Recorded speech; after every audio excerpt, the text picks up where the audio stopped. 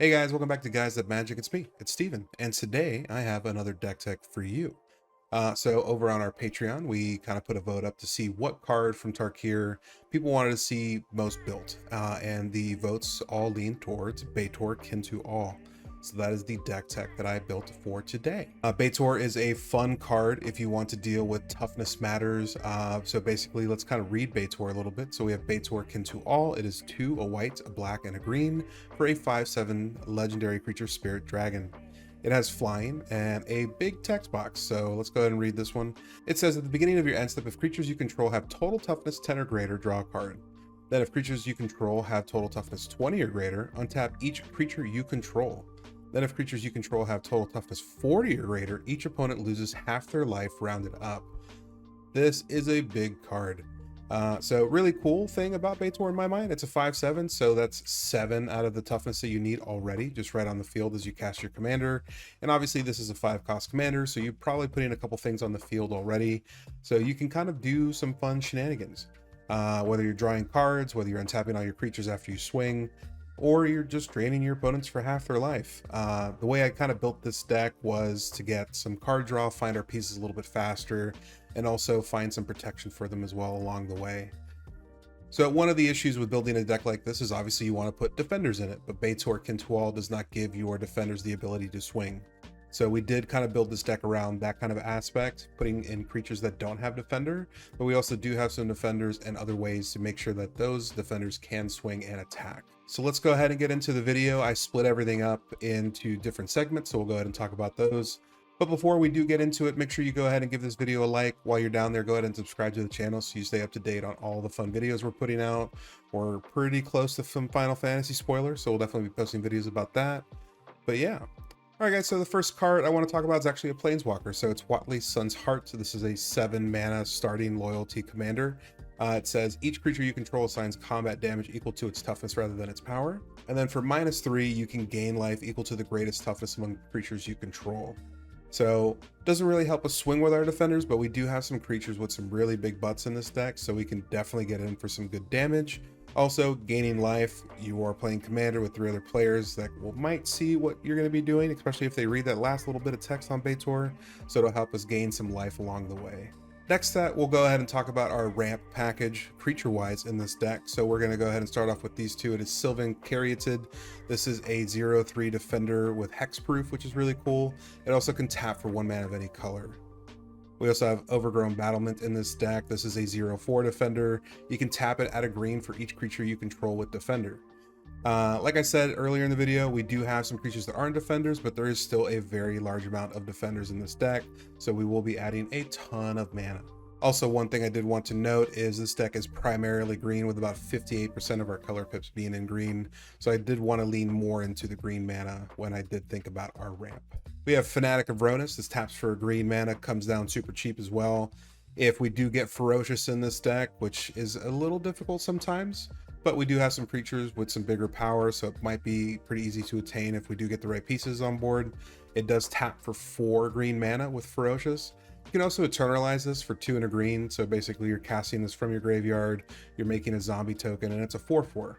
So if you do really need the 4 green mana, boom, you can just Eternalize this and it'll tap for the 4 mana for you. Fabro Elder is up next. This is a great creature. It's got Vigilance, and this creature gets +1/+1 for each color among permanents you control, so the most it'll probably get is going to be +3/+3. But the really cool thing you can do with it is you can tap it for mana for each color among permanents you control, add 1 mana of that color. So really helping fix our colors and also getting us a little bit more ramp.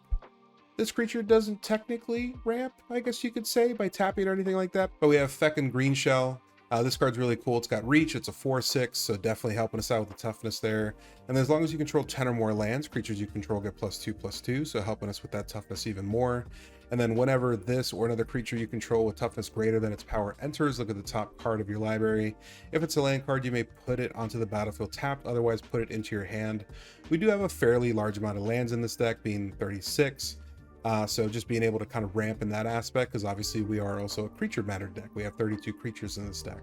So hopefully with us playing our creatures, we're able to ramp into some stuff. It's going to be a good time. This next set of creatures, like I mentioned earlier, I did want some extra card draw, so I tried to find some fun stuff here. So Beast Whisperer, like I said, tons of creatures in this deck. Beast Whisperer says whenever you cast a creature spell, draw a card. We were going to be probably casting a ton of stuff, so this will definitely help us out. Mentor of the Meek is also here. With us being a deck that primarily has a lot of 0 power creatures, this is going to be a fun one. So whenever a creature you control with power 2 or less enters the battlefield, you may pay 1. If you do, draw a card. So that's great and amazing. Orin Frostfang is also really awesome. Attacking creatures you control have Death Touch, and then whenever a creature you control deals combat damage to a player, draw a card. I love this card, to be quite honest with you. 5 mana for this is really crazy, especially in this deck where toughness is really important to us. This coming as a 2/6 is insane. Also giving all of our attacking creatures Death Touch, really making our opponents think about blocking, which is really cool. And then also card draw on top of that. It's just kind of like an all-star. Runic Armasaur is also here, so whenever an opponent activates an ability of a creature or land that isn't a mana ability, you may draw a card. So if our opponents are doing some shenanigans, we get to draw cards for it. It's also really fun because this isn't a once per turn clause, so if they're doing it a bunch, we're drawing a bunch of cards, and that's always good. We always say here at Guys of Magic, card draw wins games. This next set of 4 creatures also helps with card draw, so we have Toski, Bearer of Secrets. It's really fun. This creature can't be countered. It's a 1/1, so not really there to help us out with the toughness, but it's indestructible. It has to swing each combat if able, and then whenever a creature you control deals combat damage to a player, draw a card. Toski's really good, especially in a strategy like this where we kind of want to swing with our creatures. If we can get a little extra card draw out of it, I'm here for it. We also have 2 fun walls, so Wall of Blossoms, Wall of Omens. They both have Defender. One is green, one is white, but they both do something really fun. They come down super cheap and they draw us a card. So being at 0/4, 0/4 on each of them, it's just really nice to have some nice blockers and then also be able to hit somebody for 4 worst case. And we also have Welcoming Vampire. Welcoming Vampire is always a fun card. I love playing Edgar Markov, so this is kind of like a little sweet spot for me here. It's got flying, it's a 2/3, and then whenever 1 or more creatures you control with power 2 or less enter, draw a card. This ability triggers only once each turn.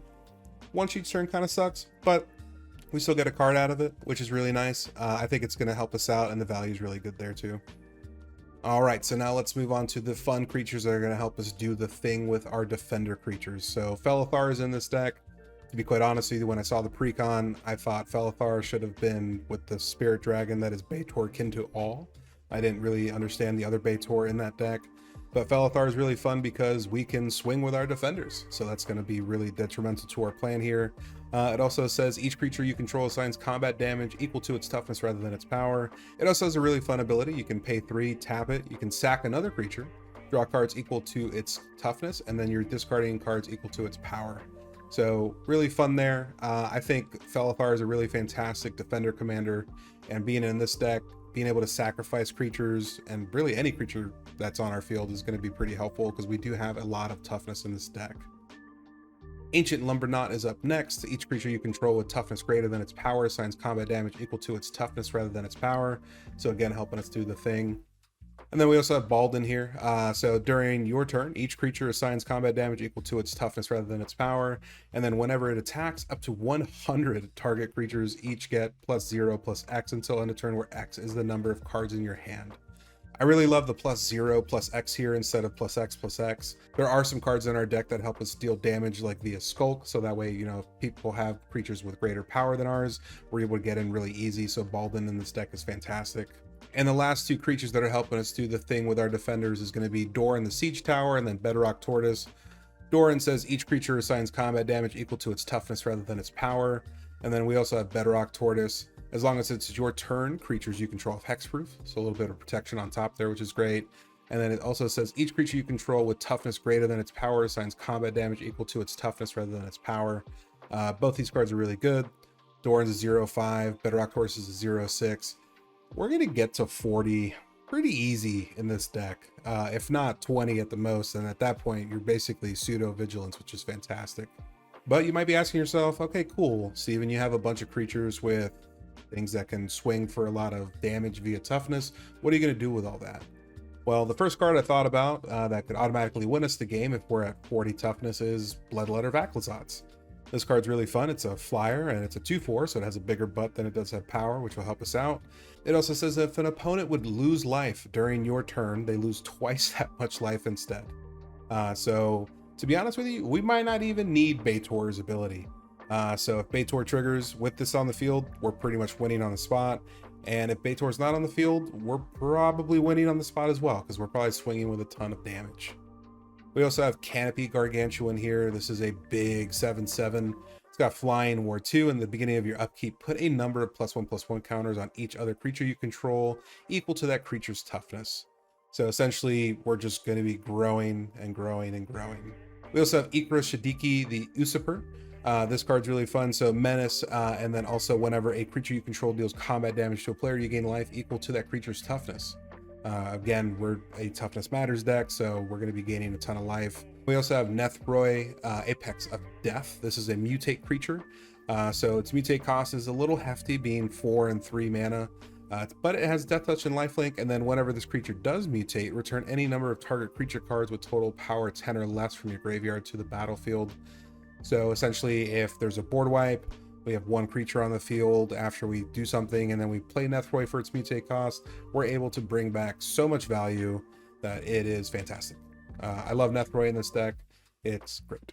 All right, this next set of creatures is kind of utility to a certain extent. So Zopantro Hunger Dominus is here. It's a reacher. It also has, at the beginning of each combat, which is super cool, double the power and toughness of each creature you control until end of turn. You can also pay 2 Phyrexian green, sacrifice 2 other creatures, put an indestructible counter on Zopantro Hunger Dominus.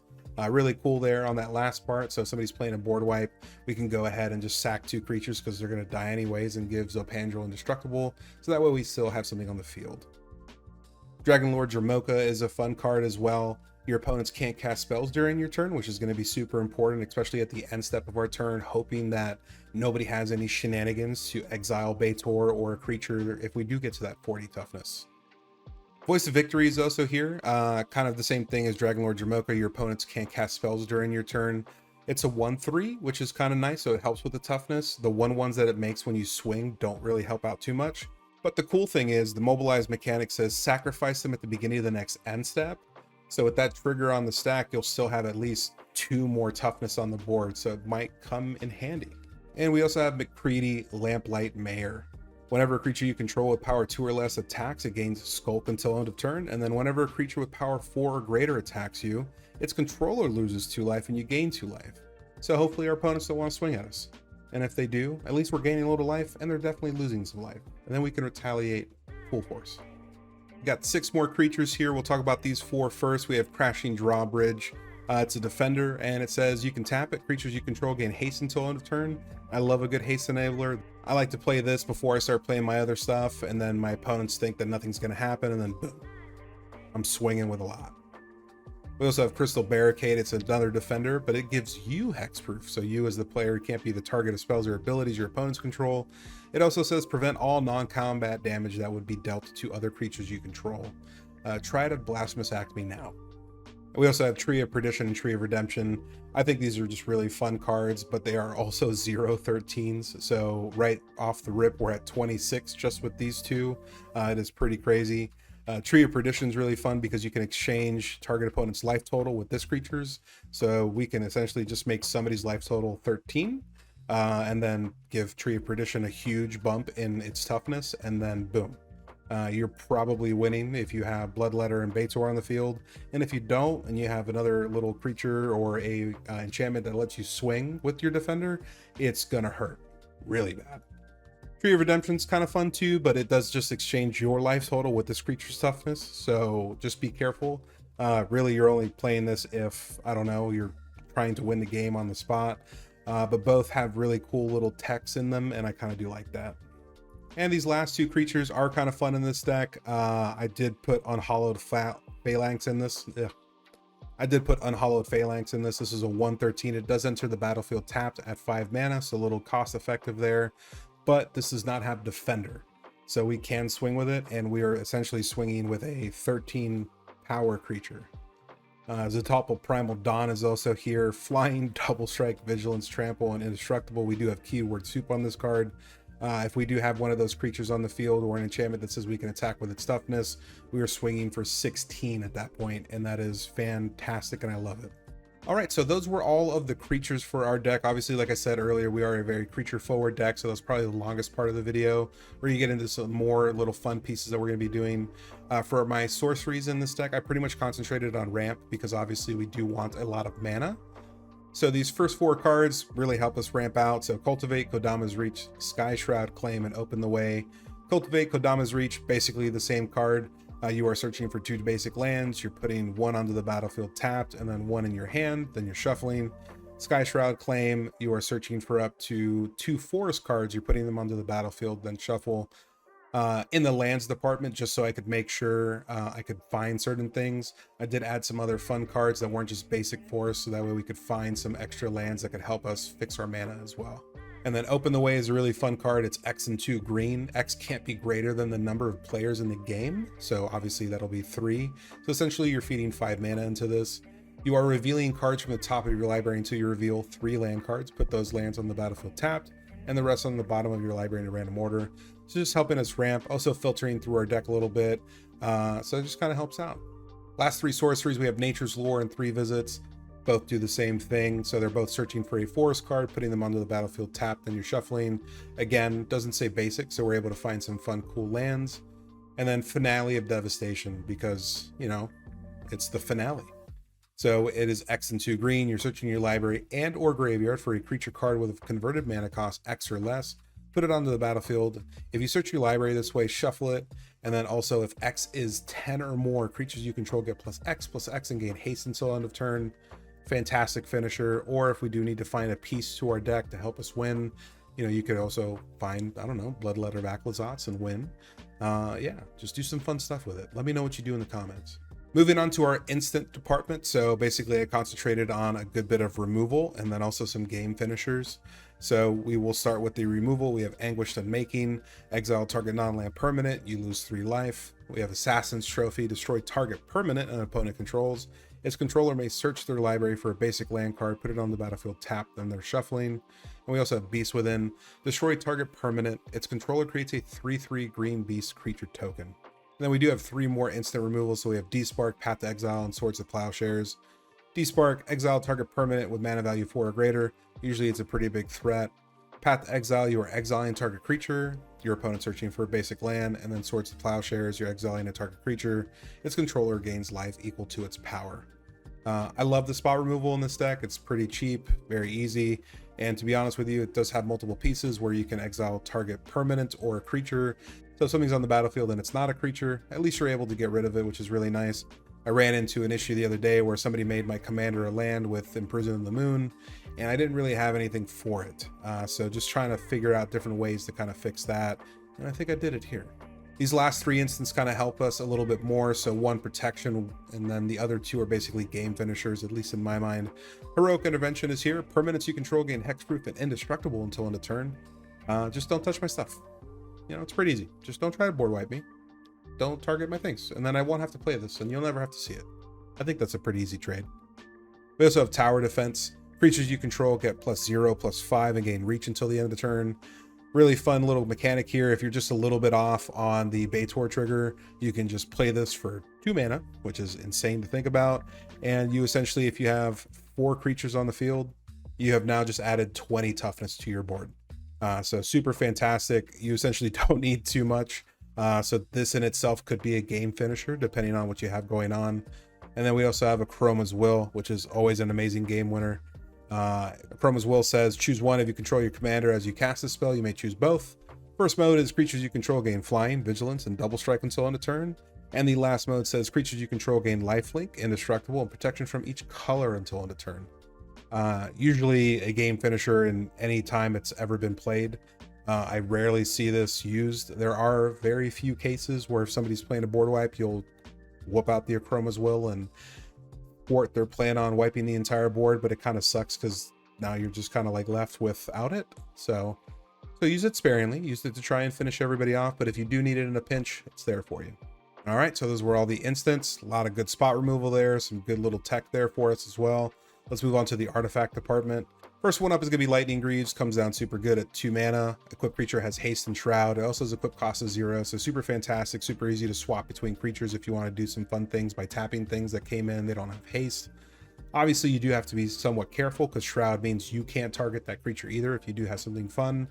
But for the most part, we really only have maybe like 1 or 2 cards in this deck that could do something like that. But we'll get into that a little bit later with the enchantments. We also have the commander staples. We have Arcane Signet and Soul Ring.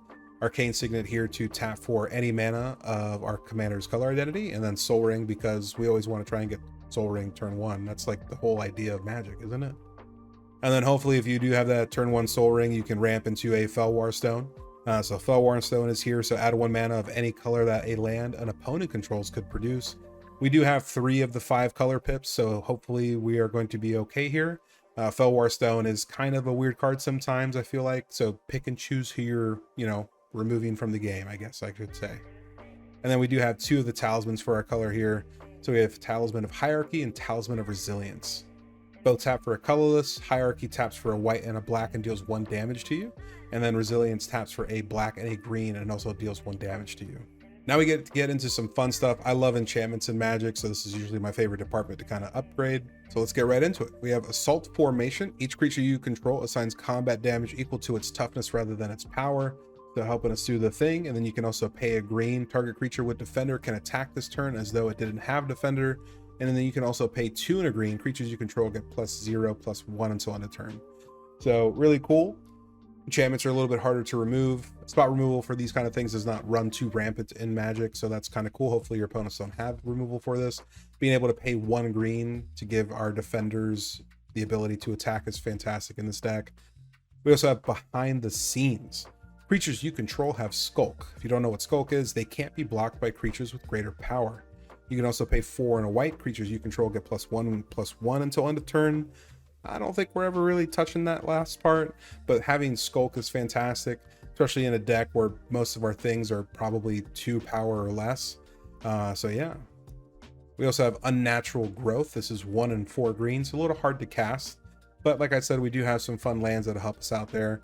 This says at the beginning of each combat, which is a super awesome piece of text to read, double the power and toughness of each creature you control until end of turn. So again, until end of turn is the key word here. So essentially with Betor out, if we keep all our stuff and they're doubled in power, let's just say we have Tree of Redemption, Tree of Perdition on the field, that is going to be a ton of toughness just with those 2 creatures alone, and probably doing some damage there. Another fun enchantment for this deck is going to be Spider Silk Armor. Creatures you control get +0/+1 and may block as though they had flying. I hate getting that question every single time in Magic. You got any flyers over there? I don't, but you can still try and swing at me and I will block, because now I can. These last 4 enchantments, always really fun. So Stone Skin is here. I love combat tricks, so I had to throw this in no matter what. This is a flash enchantment aura. It says enchant creature. Enchanted creature gets +0/+10.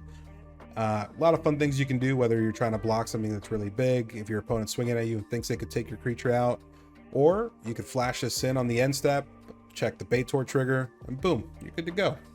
Smile at Death is also in this deck. I think this enchantment that came from Tarkir is a fantastic card. So at the beginning of your upkeep, return up to 2 target creatures with power 2 or less from your graveyard to the battlefield. Put a +1/+1 counter on each of those creatures. The fact that this brings 2 creatures for 5 mana on your upkeep is fantastic. So if you do need to do anything, I love the fact that this does not trigger on end step, it's just on your upkeep. So this is a great card to add for this deck. These next 2 basically help us with card draw, because obviously I want to try and churn through my deck as much as possible to find the pieces I need. So Phyrexian Arena is here. It says at the beginning of your upkeep, you draw a card and lose 1 life. So essentially drawing 2 cards a turn at that point. And we also have Guardian Project. It says whenever a non-token creature enters the battlefield under your control, if it doesn't have the same name as another creature you control or a creature card in your graveyard, draw a card. This card is made for Commander. It's a singleton format. You gotta love it. All right, well, let's go ahead and move on to the land department of this deck tech. So I didn't want to do what I would normally do and just put in like a couple cool lands and then just basically throw in like 20 forests, 14 swamps, blah, blah, blah. So I wanted to add some fun utility lands to a certain extent. So let's go ahead and get into that first. We have Bojuka Bog. I have seen so many graveyard shenanigans since they started doing graveyard recursion, basically every single precon that has come out in the last couple sets. So when this land enters, it enters tapped, but you get to exile target player's graveyard. So don't do stuff with your stuff, and I won't do stuff to your stuff. Command Beacon is a card that I don't really add to my decks that often, but I think I might start adding it. It does tap for a colorless, which is a little unfortunate, but it also taps so you can sack it and then put your commander into your hand from the command zone. Obviously, people want to destroy your commander because that is basically what your deck does. It wants to do the thing based around your commander. So if it's died a lot, you don't want to cast it for the 15,000 mana that it'll probably cast. Just sack this, put it in your hand, and you can cast it for its normal cast cost. We also have Yavimaya, Cradle of Growth. Like I said earlier in the video, this deck is primarily green, so I wanted to color fix our green with this card. It's really, really good. So if you are running a deck that requires a little bit more, but you still have some other colors, I think Yavimaya is a great include for that deck.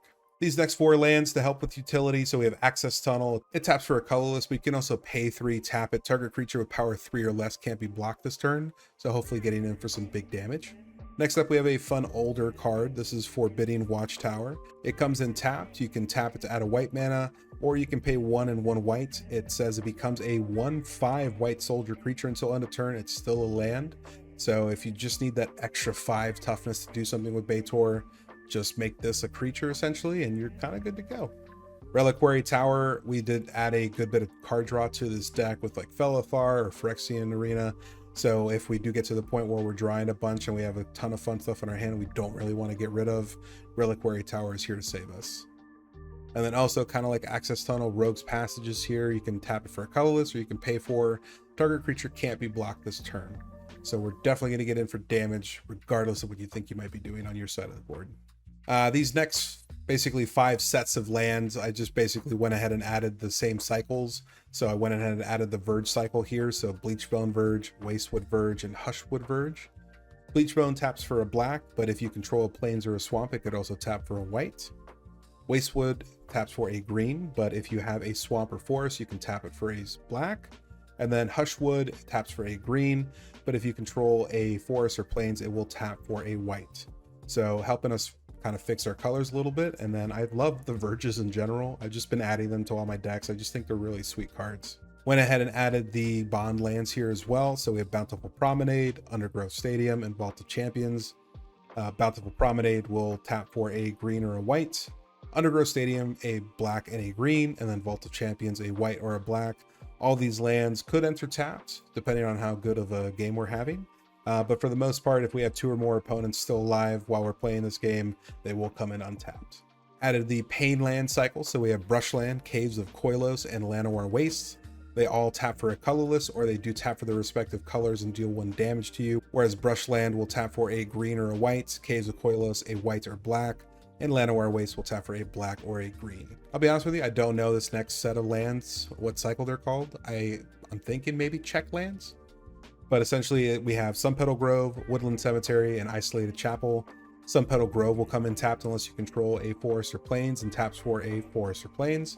Woodland Cemetery will come in tapped unless you control a swamp or forest, and will tap for a black or green. And then Isolated Chapel will come in tapped unless you control a plains or swamp, and will tap for a white and a black. I also added these shock lands into this deck, so we have Godless Shrine tapping for a white or a black. It'll enter tapped unless you pay 2 life. Really cool thing, it does say Plain Swamp on this, just in case we do need to check for any of our other lands that care about that. And then these other 2, Overgrown Tomb and Temple Garden. Overgrown Tomb tapping for a black or a green. Temple Garden tapping for a green or a white. Same deal, it'll enter tapped unless you pay 2 life. Fun thing about these 2 cards is with like Nature's Lore or 3 Visits, we can search for a forest card. So that lets us search for one of these 2, which is really cool. So if we do need to fix our mana a little bit in the game, we can go ahead and find these. Last 2 non-basic lands, Command Tower, because you can't not have Command Tower, I think, right? Pretty solid land, fixes your mana, doesn't come in tapped. And then we also have Indatha Triome. This is a plains, a swamp, and a forest. It comes in tapped no matter what. It does have cycling 3, so if we're in the late game, we just need to draw a card instead of playing a land. It is there to help us out, and then also it does have forest in its name, so you can search for it with those other cards I mentioned earlier. And lastly, I went ahead and added the basic lands here. So we have forest, plains, and swamp. We have 5 forests, 4 plains, and 3 swamps. This deck runs pretty heavy on the green. The next biggest color identity here will be our plains, and then also our swamps in the least, with about 20% of the color pips being black. So we do have a lot of other fun land cards. Didn't really want to add too many swamps. But all right, guys, that's going to be my deck tech for Betor Kintual. I hope you guys enjoyed it. If you did like it, go ahead and leave this video a like. If you haven't subscribed yet and you watch this whole video, go ahead and subscribe. You must have liked it, right? In the comments down below, let me know what cards you think should have gone in the deck. Obviously, I kind of threw something together that's my playstyle. Your playstyle might be a little different. I love reading the comments and I love reading your opinions. Kind of helps me be a better deck builder as well for future videos. And I always like taking you guys' opinions. In the description down below, you'll see the Moxfield link to this deck. So definitely check that out. Do a little gold fishing, play test it while you're there. Also down there in the description, you'll see all the links to our social media. Definitely go ahead and follow us on everything else so that way you're staying up to date with everything that we're doing. And you'll also see a link to our Patreon, where the whole idea for this came from. So obviously we do post polls to see what different deck techs people might want to do.